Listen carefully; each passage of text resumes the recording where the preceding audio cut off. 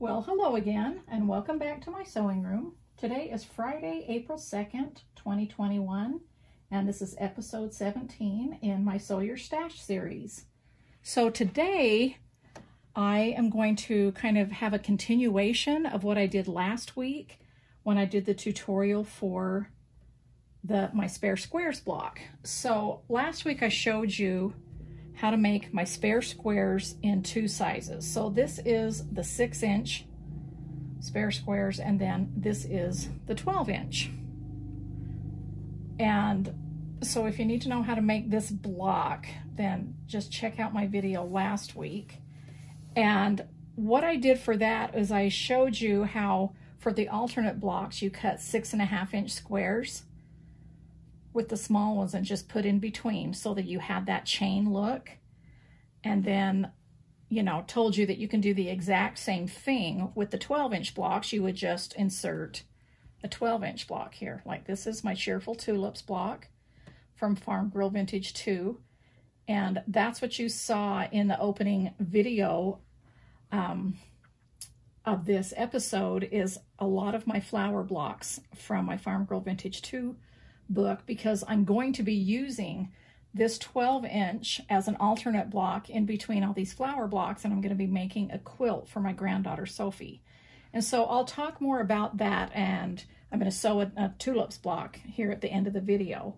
But first I want to do a little bit of chatting and showing and telling about my 6 and 12-inch blocks. So first of all, what I do with my books, so I have my books over here, and I've showed you these a couple of weeks ago. Let me just pull them over here. I do 6 and 12-inch blocks in my books. The reason I like to do that is because I like to have a continuation of projects between my books, meaning I give you plenty of ideas in each book what to do with just 6-inch blocks, or I'll show you quilt pattern settings that you can do with just 12-inch blocks from the book. Or I can show you things like this is 12-inch blocks, 12-inch blocks. This is 12-inch blocks. This is 6 and 12-inch blocks combo. This is just 6-inch blocks. These are 12-inch blocks. You know, I like to give you different ideas that you can do with 6 and 12-inch blocks. So I always have a section in my books that are called the mix and match section. So here's a 12-inch block for the center of this one, and then you surround it with 6-inch blocks. And this quilt right here, you use 12 and 6-inch blocks. These happen to be 12-inch blocks, but these are 6-inch squares, so you could put 6-inch blocks in there. And, you know, I could just go on and on, just all the different things that you can do with 6 and 12-inch blocks. And so this is my first Farm Girl Vintage book. I do the exact same thing with my Vintage Christmas book. There's a section in here. So with the Vintage Christmas projects that you can use all of these settings. Let me turn to the back. Again, I just kind of want to point out which are 6 and 12-inch. These are 12-inch, these are 6-inch, these are 12, that's 6. These are 12-inch blocks, but you can also do it in 6-inch size. Let me see what I have here. Turn to the mix and match. These are the 12-inch, but you can do them with the 6-inch blocks. So that's the Vintage Christmas, and of course I didn't show you all of that settings. This is my Great Granny Squared, where I just have my Granny Squared blocks, my Great Granny, sorry, blocks, and they are also 6 and 12-inch, so you can use these to go in, you know, to add to the arsenal of the Bee in My Bonnet blocks that are 6 and 12-inch. This is the Spelling Bee. Now on the cover, these are all the 6-inch blocks in the sampler. But you can see here where I make lots of little mini quilts out of my blocks. And you can see these are 4 12-inch blocks. So you could obviously do this even smaller with just using the 6-inch block size, because I give you cutting for all of that. So this World globe right here, quilt. You wouldn't have to make it that big. You could make it smaller for an even smaller wall hanging. But I really like to use my small quilts for decorating as well. And so here's a picture of my front room here. And I just put gather here, and I have a clothesline that hangs across my mantle so that I can clip any words on there that I want to. And so within my spelling book, I have numbers and letters in 6 and 12-inch size, so you can spell whatever you want. And so you can also mix those with all the 6 and 12-inch picture blocks so that you can say words and things like that that you want. Here's a sampler that's just the 12-inch blocks. So you could take the setting for this and take my 12-inch Vintage Christmas book blocks and pop in this setting. So that's what I'm trying to talk about, you know, using 6 and 12-inch blocks and why I do that, so that all my books interact with each other. They become your, you know, kind of your Bee in My Bonnet library where you can use all of the books singly, but use them together as well. And so that's why I thought at the end, I'm going to show you what I'm doing, how to sew my Tulips block. But on the design wall that here in my sewing room, I have half the quilt all laid out that I'm making for Sophie Bill. And that's what I decided to do, was use this setting, this 12-inch block, and put between all the flower blocks, because I have a lot of orphan blocks. And what I mean by orphan blocks is I have a lot of blocks here. Let me just pull this pile down. I just grabbed a few. Believe me, this is just a few. This is my Mama Hen block from my first Farm Girl Vintage book. But anyway, just grab, and this is the baby chicks. So this is kind of fun. This is a good example to show you. So you can make a 12-inch block in the Mama Hen and a 6-inch block in the baby chick. And look how cute they look in proportion to each other. So I have a lot of orphan blocks, and I think we all do for different reasons. They didn't fit into the quilt, or, you know, you had too many of that color, or you just made a sample block or something like that, or you just made blocks for the fun of it because they were fun, because that's what I think they are. But I have a lot just because I teach with my blocks a lot and in my workshops and things like that, and then I end up having orphan blocks. And so I just kind of wanted to give you an idea of maybe what you can do with orphan blocks. And I pulled a lot of mine out and thought, this is the year that I need to take my orphan blocks and do something with them, because literally I have this huge container full of orphan blocks. So the first thing I did was pulled out all of my orphan flower blocks, and that's when I decided to use the Spare Squares alternate block and to make a quilt for Sophie. So that's what you see on my wall. So I have many 12-inch, we'll talk about the 6-inch in a minute, but I have many, many 12-inch ones. This is the apron block from Farm Girl Vintage 2. This is from my first Farm Girl Vintage book. This is my patchwork pumpkin block, and I've popped the star in there for when my first Farm Girl Vintage book came out. This is a quilt. Oh, I wanted to show you these blocks because sometimes, I showed this in my sew-along during Farm Girl Vintage 2. Sometimes I like to take even a block itself and make it so that you can use the 6 and 12-inch block. So here's a perfect example. This is the 12-inch Grandpa's Truck block from Farm Girl Vintage 2 book, but I have popped the 6-inch Penny Pig block in. I designed this area right here so that this is 5 inches tall and 6 inches wide. So you lose an inch of the bottom of the 6-inch block.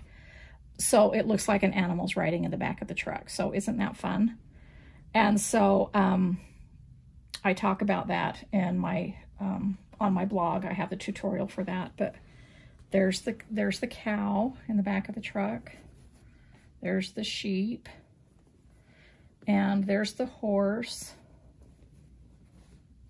This is a 12-inch scarecrow block. But anyway, so that's why I pulled these out, because I wanted to show you those. And I need to get those into a quilt. And this is my 12-inch scarecrow block. So one of the things I wanted to show you with my 12-inch blocks was my friend Annette made me this project bag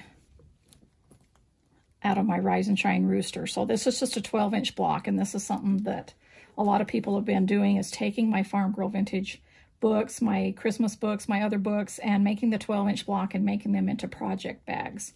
And so I'll be taking a lot of my Orphan blocks and doing that as well. I wanted to show you this that started it all, because Christy from Crosshatch Quilts, my friend Christy, made me this tomato bag with my 6-inch blocks. These are my tomato blocks from my Farm Girl Vintage 2. And she made this bag, and I keep all of my tomato themed cross-stitch patterns in here. And so that's what I'll be doing with a lot of my Orphan blocks, is doing project bags and quilts and trying to figure out, you know, what I want to do with each one. So I'm going to be doing the flower quilt for Sophie, and I'll show you all of those blocks in a minute. But I did save this one out to show you that you can do a dark background and it looks really stunning. And wouldn't it be nice to do a spare squares block in a dark background as well? Now, I have done a flower quilt with all of my flower blocks in a navy background before, and that quilt was stunning. And I had given that away, so I can't show it to you, but it has a navy ground and it has all of these flowers. And so it's just a garden that looks like it's at night or something like that because it's dark. This is my steel, this is my shabby fabric in steel, and it makes a great background. But it's fun because then I can make the rooster and white prints as well, just like Annette did in the bag. She used my new cross-stitch fabric, my bee cross-stitch fabric in Pebble for the background so that she could do a white rooster. When I say white, you know, it's not really white, but it's light colored. And so that's kind of what I'll be doing with the 12-inch blocks, either making them into quilts, project bags, pillows, you know, table runners, things like that, but really trying to work on those Orphan blocks. Now, these are some of my 6-inch Orphan blocks that I just thought I would just show and tell, and I'll just kind of tell you what I do with those. These are just like all random from all different books. These are some originally from my first Farm Girl Vintage book. That's my patchwork pumpkin with a heart in it for my first book. This is in my Farm Girl Vintage 2 book. Farm Girl Vintage 2, my first book. That's my crops, my first book. My first book. There's my tea kettle for my first book. Stars, you know, I always like making stars. They can go in anything. These, a lot of these have the same background that I had used a long time ago, so I really probably need to put them together into a quilt. These are all for my original Farm Girl Vintage books with that background. This is Farm Girl Vintage 2 book, Farm Girl Vintage 2. This is from Spelling Bee. No, that's from Farm Girl Vintage 2. This is Farm Girl Vintage 2. I've got so many blocks, I forget which book they're out of sometimes. I believe this is from either Farm Girl Vintage 1 or for my Vintage Christmas. I place the fabric so differently that it's hard, I can't remember. But that's from Farm Girl Vintage 2, Farm Girl Vintage 2, Farm Girl Vintage 2. But for my Farm Girl Vintage 1, let me bring these in and show you this stack of just some of these little mini quilts. Now, in my first Farm Girl Vintage book, on page, let me look at the index here. I've got the Farm Kitchen pot holder, okay? And so that's what I'm calling these, but really they're just mini quilts. I mean, I don't know if you really want to use those for pot holders, but I sure use them to decorate my kitchen. And what I do, is the instructions are in the book, is I make 6-inch blocks, then I cut 1.5-inch borders and put around, and then I just literally bind it, and it's a cute little mini quilt. And you saw, like, the pictures in the books I showed you where I hang them from clotheslines. You can hang them on the wall, which I've done before. I made like a big gallery wall of all 6-inch blocks. So they end up being 8 inches, but I've used 6-inch blocks. I'll just show and tell you this little stack here. All right, so this is from my Spelling Bee book. This is what I'm calling my flying bee because it's a sideways bee. That's from my spelling bee book. This is from my original Farm Girl Vintage book. My first Farm Girl Vintage. This is my second Farm Girl Vintage. This is spelling bee. This is spelling bee, and see, it's not square because this was the flower part that went on the jar, and you just added borders on the side, so that's cute. They don't have to be square, but that's for my first one. And see these little rings, little curtain rings that you can buy. I just whip stitch those on, and you can hang them on the wall that way too, or else you can fold it down if you're going to use clothespins, and then that doesn't show. So Farm Girl Vintage 2 book, Farm Girl Vintage, spelling bee, Farm Girl Vintage 2, Farm Girl Vintage. This is actually from my Quilty Fun book, my first birthday anniversary. I did this years ago as my 1-year anniversary or happy birthday block for my Quilty Fun book. And so this is a free tutorial on my blog for this cake stand. And little cake, little birthday cake with the heart on it to celebrate that. And of course I did those in 6 and 12 inch measurements. This is from my Vintage Christmas book. This was a PDF, and then I simplified it and put it into my Farm Girl Vintage 2. But look, I had cut all of these 1-inch squares, so they finish at 1/2 inch. So it's all scrappy yellows for the corn. So that was fun. That's Farm Girl Vintage 2, Farm Girl Vintage 1, spelling bee, Farm Girl Vintage 1, Farm Girl Vintage 1, spelling bee, Farm Girl Vintage 1, spelling bee, Farm Girl Vintage 1, and spelling bee, Farm Girl Vintage 1. This is another tutorial on my blog. It's just a free block tutorial. I did it in 6 and 12 inch size. And that's the Vintage TV block. Farm Girl Vintage 1, Farm Girl Vintage 1, Farm Girl Vintage 1. This is another tutorial on my blog, the Schoolhouse block. Spelling bee. I can hear the garage door opening and closing. And this is Farm Girl Vintage 2, Farm Girl Vintage 1, near the end, Farm Girl Vintage 1, Farm Girl Vintage 1. This is a PDF, and this is something that I did in my workshops, and it's a PDF as well. And so I have more of these, but I don't have all of my 6-inch blocks, all my picture blocks for my books in 6-inch. My goal is to get all of them in these little 8-inch finished mini quilts using the 6-inch blocks. And I love to use them in decor. It's just like you can put them on an easel, you can hang them on the wall, hang them off clotheslines, do whatever you want, and it's surprising what you can do with those. So also, I showed you, here, let me grab this, hang on. In the opening video, sitting in the chair next to my design wall, I had some of these, 4 of these Orphan Blocks as well that were in 6-inch from my previous books, and I just wanted to show you what it looks like if you use the 6-inch spare squares in between. You kind of have to look at it far away to see the chain pattern. But it's really fun to use the spare squares as another setting idea that you can do, even though I have a plethora of ideas over here in my books of different mix and match settings to do with 6 and 12-inch blocks.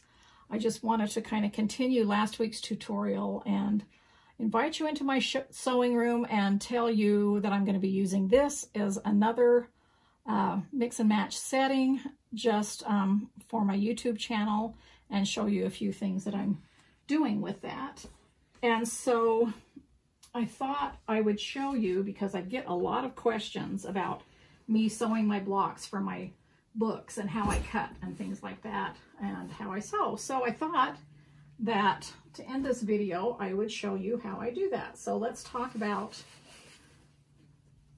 sewing Scrappy from my stash, which I've told you before, that's how I sew all of my books, with the exception of, well, let me just tell you what I do when I am not sewing strictly from my baskets like this, meaning my fabrics with a mix of other people's fabrics, everything. So here's a good example. I use my Farm Girl Vintage fabric exclusively for this book. But when I was sewing the blocks for this book and getting ready to sew, you know, all of the quilts and projects, I took my baskets like this, took some extra baskets, and I cut my entire, not my entire collection, but a piece of from every print in my collection. I cut 1.5 inch, 2.5, 3.5, 5 inch, and 7 inch strips from that, and also from my background, my chicken tracks background that is in this book. And then put them in baskets, and you know how much faster it was to cut all of the smaller pieces for this quilt using Farm Girl Vintage. So it still was like sewing Scrappy, even though it was from one collection, if that makes sense to you, because I had all the yellows together, the oranges, the blues, and I really work hard on making my fabric collections kind of look scrappy, meaning there's not just like 3 colors in the collection. There's a lot of collections so that a lot of colors in the collection so that when you're sewing them and mixing them with others, they just blend very well and become classic prints, and they're just not one-hit wonders, even though it might be a beautiful print. I like my prints to be more versatile so that I can just use them all the time. And so that's how I sew with that. So what I did when I cut my Tulips block is I used my 7 inch bins. Can you see those casts? If I just, so here's my 2 7-inch bins. Now I could have used, you can see the size of the tulip block here. Here's the size of the pieces all cut for one block. So you could see that I could either use my 3.5 inch bin for some of them, my 2.5, you know, I could just like pull all my bins out. But sometimes when I'm just cutting for one block, it's easier for me to just grab the 7 inch size because that's the biggest strips. And I don't have to work in all of my big baskets and my bags and containers of fabrics and just trying to look for all these prints and colors that I want to do for one block. The beauty of having these strips in all sizes in baskets is that look at all of the colors that I have, and only this amount. I have this choice of whatever I want to do. I can cut so many blocks from this in whatever colors that I want simply by pulling these 2 baskets off of my shelf and start to cut a bunch of flower blocks. And so that's what I cut this tulip block out of. And before I talk any bit more about that, I want to show you, these are the 4 blocks that I'm using in Sophie's quilt that I have Orphan Blocks of. This is my Pretty Dahlia block. I have a couple of those and that aren't on the wall. And then this is my Happy Flowers block, very simple. Now this is similar to the Tulips block in setting. So see, you can put those together, meaning this flower itself right here finishes at 6 by 12. So 6 inches wide by 12 inches tall. And so does this one, and so does this one, and so does this one. So I can even take this little daisy looking block and put it with a tulip. You know, I could mix and match them around, or I could take this posy looking block and put it with this tulip. So even though this is 2 patterns in my Farm Girl Vintage 2 book, it is kind of 3 patterns, excuse me, the tulip and the daisy and the posy. So those are kind of fun. So that's the Happy Flowers block, and they look fun in all different combinations. This is my Zinnia block. This is my from Farm Girl Vintage 2. Lots of variations on that.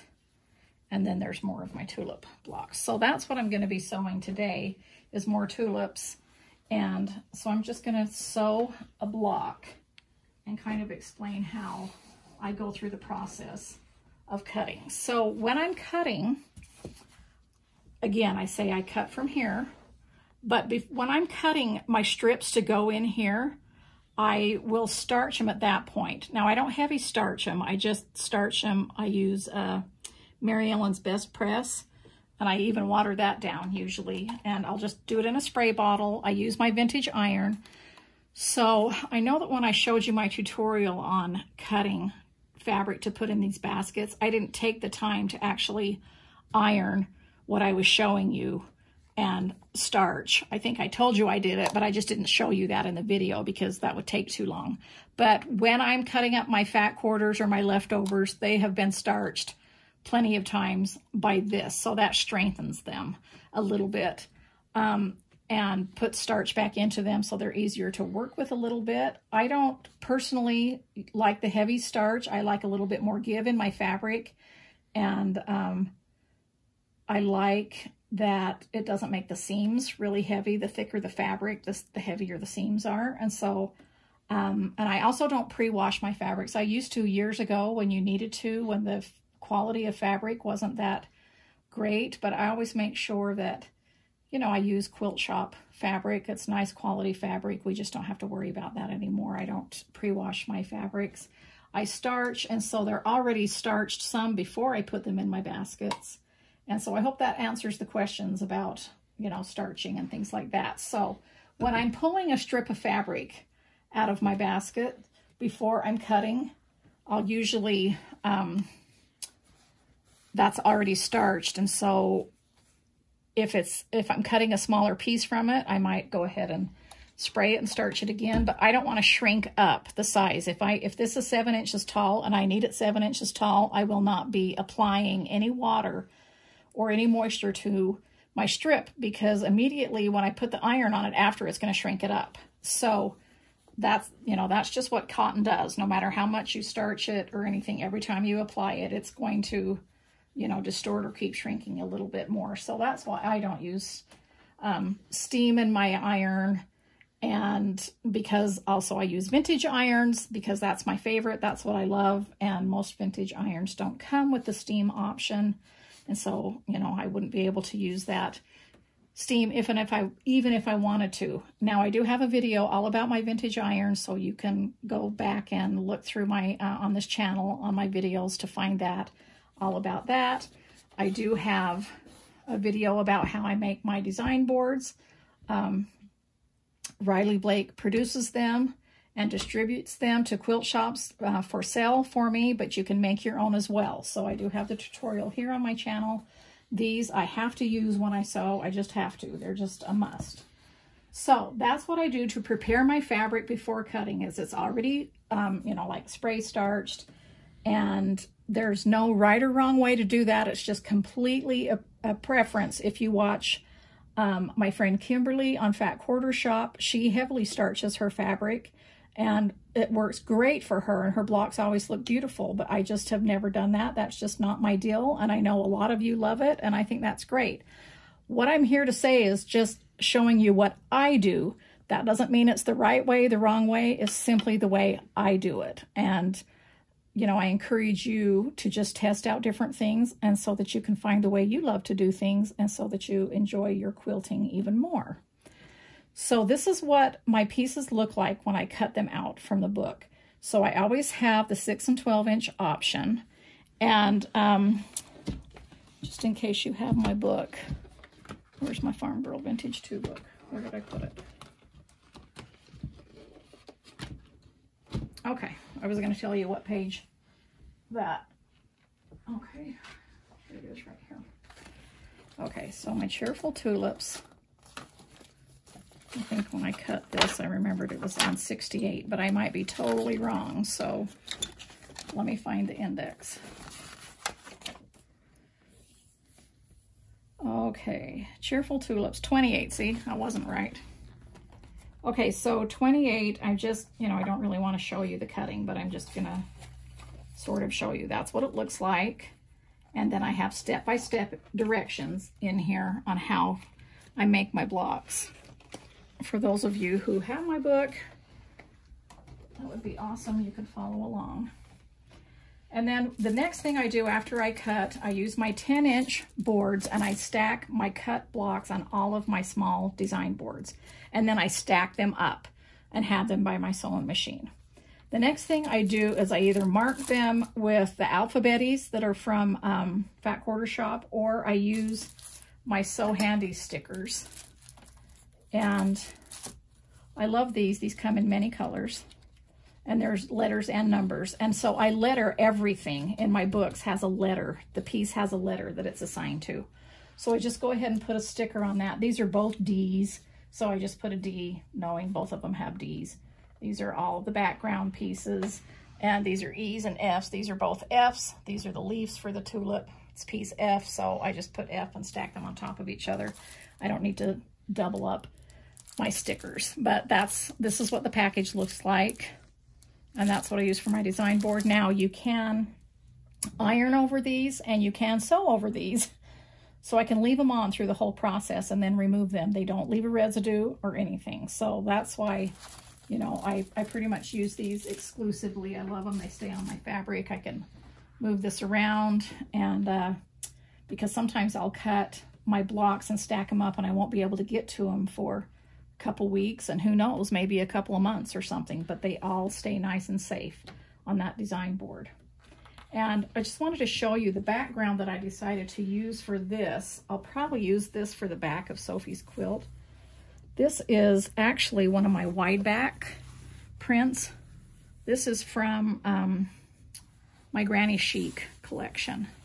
So this is just a small piece of it, but you can see that it's all vintage embroidery patterns, and that I have all of my grandma's and some of her sisters' vintage embroidery patterns, and I wanted to put them on fabric because they just remind me of my grandma, and this ends up being one of my favorite pieces. But even though this is a wide back, meaning it's about, you know, 106 inches wide to put on the back of the quilt, it's very nice quality, and I use it for background fabric. I use all my wide backs for the front of my quilts as well. I cut them up. Riley Blake does an excellent job in doing the wide backs, and I do 3 wide backs to match every one of my collections. This happens to be the Granny Chic. And I just wanted to make sure that this was in, some of this was in Sophie's quilt. So she kind of had a little bit of love from her great-grandma in that quilt too. And so that's the background that I've used. Okay, so the second thing that I do is once I have this stacked by my machine and I'm like, okay, you know, I've got to this block now it's time for me to lay it out on a larger design board. And so all I do for that is I know that these are going to go at the top. So these are the tulips. These are the stems. And I just kind of roughly lay it out where things go so I don't make a mistake. That's why I came up with this design boards years and years ago when teaching classes. And because I found that less mistakes were made when you lay it out in between sewing and pressing each step of the way. So here's a leaf, here's a leaf. Now this is especially helpful when you lay them out like this instead of just leaving them all in a stack. For instance, when I know that this piece right here needs to have a small easy corner triangle on this corner and a large one down here. This one needs to be on the opposite corners.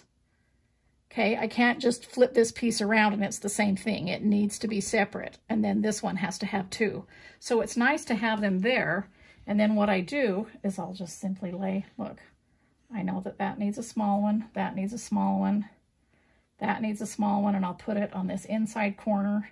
This needs a small one on this inside corner, and then I'll take these 2 larger ones and lay out there. See, so I know that that's where they go. And then the same thing for the leaves, even though they both need the big ones, I'll still just kind of lay them on the top. I normally don't have it upright like this. I'll have it flat, but it looks kind of messy right now, but that way I know I'm doing opposite corners correctly, how they're supposed to be, because you cannot flip this leaf upside down and it's the same. Some blocks you can do that, but this doesn't happen to be one of those blocks. So I just want to stop from making mistakes and having to recut fabric.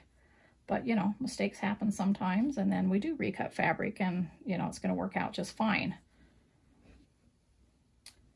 And then I know these rectangles down here go on the bottom. I'm going to sew these onto the bottom of the leaf before I sew the leaf sections to the stem. Now, and then these go up top here. So here on my book stand, this is my new Bee's Knees book stand, my new one, meaning I usually have had an aqua in the first one. They all sold out. And so we produced some in the pink. You can get these exclusively at Fat Quarter Shop. And when these sell out, we'll do another color. But anyway, I either have a block here that I'm looking at, or I have the book open. And I don't really need to put the book open there. It's my blog, so I already know how I sew it together. But yeah, it's nice to have a point of reference. So that's what I have there. And then I usually lay my block down. Here, let me do this. This is a bigger board. Down here, and just sew from it. Okay, so I hope, I know that kind of took a long time, but I do have a lot of questions about cutting and preparing and how and why I use my design boards. So I think I've covered starch, cutting, and I just try to cut as accurately as I possibly can. And then I use an accurate 1/4 inch seam allowance. Let me turn on my machine. Okay, sorry, I'm back. For some reason, my cord was coming loose and it wasn't plugging in right into my extension cord. Okay, so I've got my machine plugged in, but for filming, I do turn off my light. When I'm normally sewing with my machine, I keep my light on. But it does a weird glare when I'm filming. And so that's why I turned it off. But I was starting to talk about accurate cutting and then accurate sewing. For accurate cutting, it's very important to use rulers that you can see the lines on through your fabric. And you just cut right on that line, and it just takes practice, and you'll get used to it, and you'll just be a pro in no time. And I always like to have a good blade on my rotary cutter, a good sharp blade, so that I'm not, you know, kind of tearing my fabric, but I'm actually cutting it. And then as far as seam allowance, you can either mark with a pencil from corner to corner, your easy corner triangles. You can put my seam guide, which is what I like to do. It's not only for the lines that I like my seam guide, but I really like this extra piece out here so that it lengthens what I can use, what sizes of easy corner triangles that I can use. Because I find that you are more accurate in sewing when you're lining up your pieces at this point, not when you get to the machine. Like, it needs to already be lined up. So in other words, I like to be following this line way before I get to right here. And so that's why I use this. I use this line right here for my accurate 1/4 inch seam. And then I use this center line right here when I'm adding my easy corner triangles. Now, the new Seam So Easy guides come with this part already cut out. You just need to put it onto your machine and make sure this is not covering your feed dogs, that's clear from your feed dogs. And then I use both of these grid lines to line up straight on my machine. Every machine will have some lines somewhere that are straight, that you can line this up. And then I simply just tape it down with washi tape, which will not hurt my machine in any way whatsoever. It's removable, and I can just take it off when I need to change my bobbin, or just lift it up, change my bobbin side. If you have a front bobbin, I don't need to take it off. If I have a top bobbin, I just lift it up. So I'm sewing with Miss Dolly. This is my vintage featherweight. I am planning on doing a video on all about my featherweights and where I get them and all that kind of things and why I like to use them. But enough said about it. Right now is that I love them. I use them all the time. I've sewed on them for years, and I want every color of the rainbow. So I'll talk more about that later. This is Miss Dolly, though, named after Dolly Parton. Okay, so I think I'm all ready to sew. And so I hope that you will enjoy watching how I sew my block.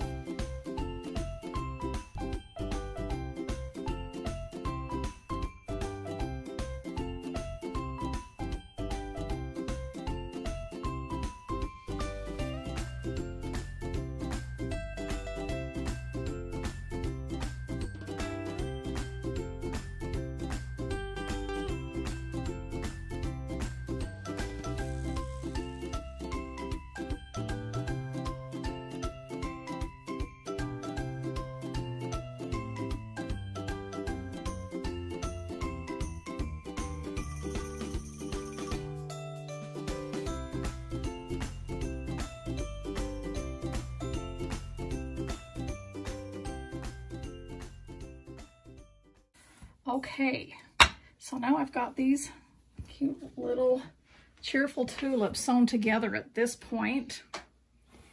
And, you know, all I have to do to finish the block is sew these two seams together. But I kind of wanted to show you that what I was kind of talking about before. This is 6.5 by 12.5 now. This is 6.5 by 12.5. And now I could sew that to one of the other flowers that are 6.5 by 12.5. There are a few blocks in each of my books that finish at 6.5 by 12.5. Let me show you, for instance, this one. So you would only sew half a block or not sew them together. So in my mix and match settings, where is my farmhouse lane quilt? Okay, it's on page 128. I just kind of want to show you an example of what I'm talking about. So on 128 here, this is my farmhouse lane quilt right here. So these trees right here are 6 by 12. So these are the 12-inch farmhouse block, and these are 6-inch welcome blocks. So basically what I'm saying, this is a 12-inch block. Any 12-inch block you want to do in this setting. Any 6 by 12-inch block you want to do in this setting. So you could do the houses, and instead of putting trees, you could put big old giant flowers in between them. And then because this is simply a row of 8 6-inch blocks just sewn right together with no sashing, you could do all different kinds of 6-inch blocks and put here, or you could just do a different block than the welcome block. And there's the bigger view there that's sitting with my Green Depression glass collection right there. But isn't that cute? So that's what I'm talking about with the settings in my quilts, why I like to do 6 and 12-inch blocks. That seems to be my sweet spot. It's not like that's the only size blocks I design ever, but for my books, I kind of like to do that a lot so that they interchange. I won't always do that every time for every book, but I will continue doing a lot of 6 and 12-inch block, you know, books. So now you saw how I pressed, and in my books, there's always an arrow on the traditional way of pressing. But I'm just letting you know that if I was sewing this as a 6-inch block, I don't think I have this as a 6-inch block, but I'll just grab one of my 6-inch block. I would press all of my seams open. 12-inch blocks, usually I press all to one way, or if there has a really small section, that part would be open and the rest would be all one way, you know, towards the, you know, the easiest side. Like that's why I press towards the center stems, because there's no seams there.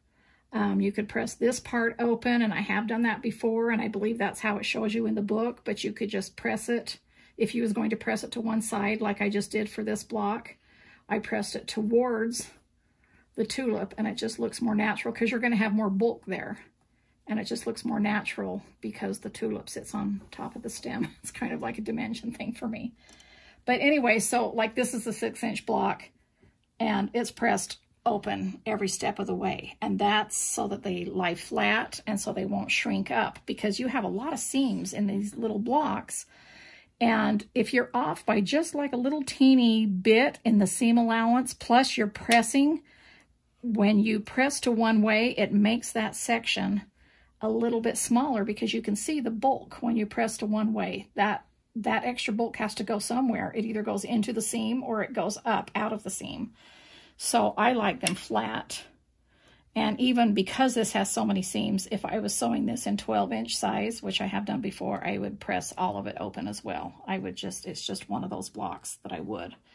So that's what I do. There's never any fast rules for me when I press open and when I don't, but the most rule for me, I guess is what I should say, the most common rule is if they're smaller pieces, then I always press open. So smaller blocks or smaller sections of blocks. I kind of threw all my larger blocks to the side, so I can't show you, but for instance, let's look at this. Let's look at this cow block. See how I pressed the back of that. Oh, here's the sheep one instead. Okay, so here's the truck block. Here's the back, meaning see this part right here where the ears all came together, I pressed that open. The rest of the 12-inch block is not pressed open. So I just kind of decide each time. And all right, I know this is kind of a long video to just invite you into my sewing room just to watch me show and show my blocks and my orphan blocks and what I'm going to do with them and kind of chat about projects. But I hope you enjoyed it anyway, and hopefully you'll just turn it on and enjoy it, listening and watching in the background while you're sewing something for yourself or for someone in your family, and maybe even for your granddaughter like I am today. So I'm really having fun with this series. I'm going to continue on still with the series, and I'm going to be doing my sewing mat here that I talked to you about with my Quick Broken Dishes block. So hopefully when I come back for the next series, that's my goal for the Sew Your Stash series, I'll have that finished so I can show that to you, and then I'll have another new block for you. So thanks again for joining me. Please like this video if you enjoyed it, and please subscribe to my channel. And thanks for everything. Thanks for all your lovely comments. I read every one of them. I do try to get back to you if I can. If I have not answered your questions, then I do try to answer them in the next video as I'm, explaining things and going along. So until next time, I'll chat with you later.